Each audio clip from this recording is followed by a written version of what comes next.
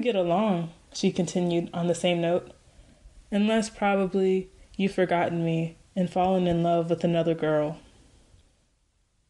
Her confidence was obviously enormous.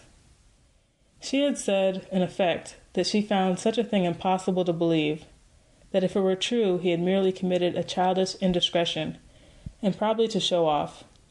She would forgive him because it was not a matter of any moment, but rather something to be brushed aside lightly.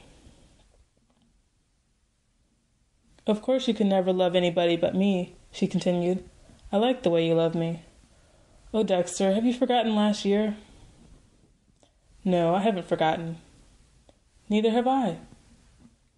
Was she sincerely moved, or was she carried along by the wave of her own acting? I wish we could be like that again, she said, and he forced himself to answer. I don't think we can. I suppose not. I hear you're giving Irene Shearer a violent rush. There was not the faintest emphasis on the name, yet Dexter was suddenly ashamed. Oh, take me home, cried Judy suddenly. I don't want to go back to that idiotic dance with those children. Then, as he turned up the street that led to the residence district, Judy began to cry quietly to herself. He had never seen her cry before. The dark street lightened, the dwellings of the rich loomed up around them. He stopped his coupe in front of the great white bulk of the Mortimer Joneses' house, somnolent, gorgeous, drenched with the splendor of the damp moonlight. Its solidity startled him.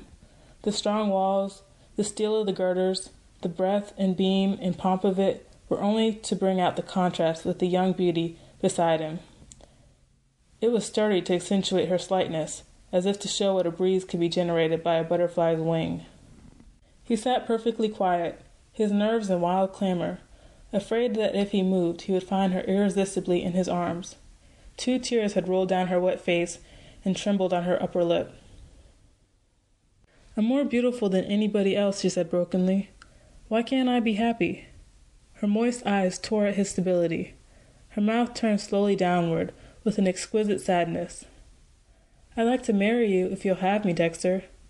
I suppose you think I'm not worth having, but I'll be so beautiful for you, Dexter. A million phrases of anger, pride, passion, hatred, tenderness fought on his lips. Then a perfect wave of emotion waved over him, carrying off with it a sediment of wisdom, of convention, of doubt, of honor. This was his girl who was speaking, his own, his beautiful, his pride. Won't you come in?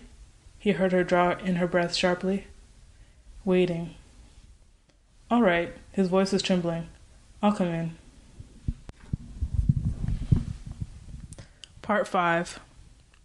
It was strange that neither when it was over nor a long time afterward did he regret that night. Looking at it from the perspective of 10 years, the fact that Judy's flair for him endured just 1 month seemed of little importance. Nor did it matter that by yielding he subjected himself to a deeper agony in the end, and gave serious hurt to Irene Shearer and to Irene's parents, who had befriended him. There was nothing sufficiently pictorial about Irene's grief to stamp itself on his mind. Dexter was at bottom hard-minded. The attitude of the city on his action was of no importance to him, not because he was going to leave the city, but because any outside attitude on the situation seemed superficial. He was completely indifferent to popular opinion, nor, when he had seen it was no use, that he did not possess in himself the power to move fundamentally or to hold Judy Jones, did he bear any malice toward her. He loved her, and he would love her until the day he was too old for loving, but he could not have her. So he tasted the deep pain that is reserved only for the strong, just as he had tasted for a little while the deep happiness. Even the ultimate falsity on the grounds upon which Judy terminated the engagement, that she did not want to take him away from Irene, Judy, who had wanted nothing else, did not revolt him. He was beyond any revulsion or any amusement. He went east in February with the intention of selling out his laundries and settling in New York.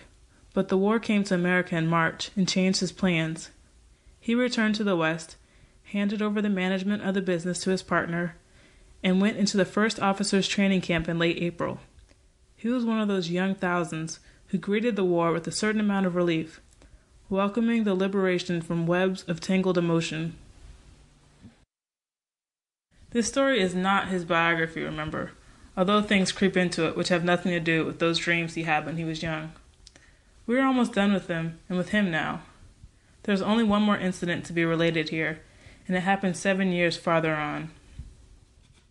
It took place in New York, where he had done well. So well that there were no barriers too high for him.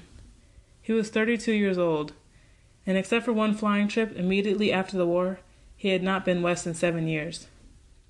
A man named Devlin from Detroit came into his office to see him in a business way, and then and there this incident occurred, and closed out, so to speak, this particular side of his life. "So you're from the Middle West," said the man Devlin with careless curiosity. "That's funny. I thought men like you were probably born and raised on Wall Street. You know, wife of one of my best friends in Detroit came from your city. I was an usher at the wedding." Dexter waited with no apprehension of what was coming. "Judy Sims," said Devlin with no particular interest. "Judy Jones she was once." "Yes, I knew her." A dull impatience spread over him. He had heard, of course, that she was married. Perhaps deliberately he had heard no more. "Awfully nice girl," brooded Devlin meaninglessly. "I'm sort of sorry for her." "Why?"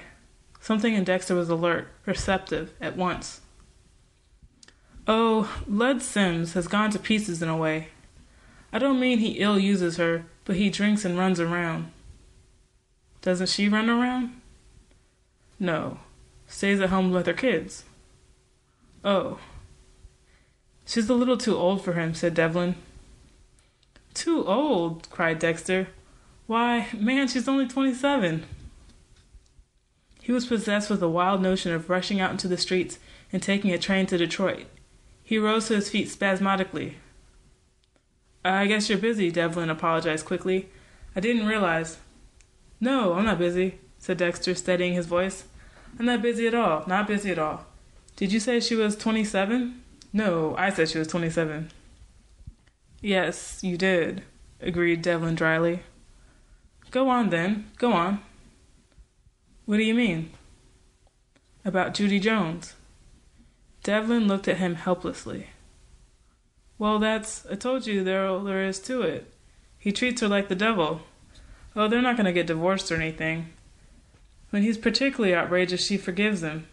In fact, I'm inclined to think she loves him. She was a pretty girl when she first came to Detroit." A pretty girl. The phrase struck Dexter as ludicrous. "Isn't she a pretty girl anymore?" "Oh, she's all right." "Look here," said Dexter, sitting down suddenly. "I don't understand. You say she was a pretty girl, and now you say she's all right. I don't understand what you mean. Judy Jones wasn't a pretty girl, at all. She was a great beauty. Why, I knew her. I knew her. She was a—" Devlin laughed pleasantly. "I'm not trying to start a row," he said. "I think Judy's a nice girl, and I like her. I can't understand how a man like Lud Sims could fall madly in love with her, but he did." Then he added, "Most of the women like her." Dexter looked closely at Devlin, thinking wildly that there must be a reason for this, some insensitivity in the man or some private malice. "Lots of women fade just like that." Devlin snapped his fingers. "You must have seen it happen. Perhaps I've forgotten how pretty she was at her wedding. I've seen her so much since then, you see. She has nice eyes." A sort of dullness settled upon Dexter. For the first time in his life, he felt like getting very drunk. He knew he was laughing loudly at something Devlin had said, but he did not know what it was or why it was funny.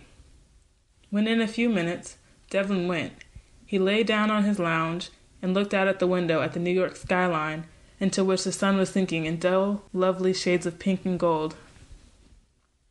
He had thought that having nothing else to lose, he was invulnerable at last, but he knew he had just lost something more.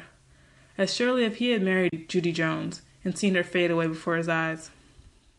The dream was gone. Something had been taken from him. In sort of a panic, he pushed the palms of his hands into his eyes and tried to bring up a picture of the waters lapping on Sherry Island, and the moonlit veranda, and the gingham on the golf links, and the dry sun, and the gold color of her neck's soft down, and her mouth damp to his kisses, and her eyes plaintive with melancholy, and her freshness like new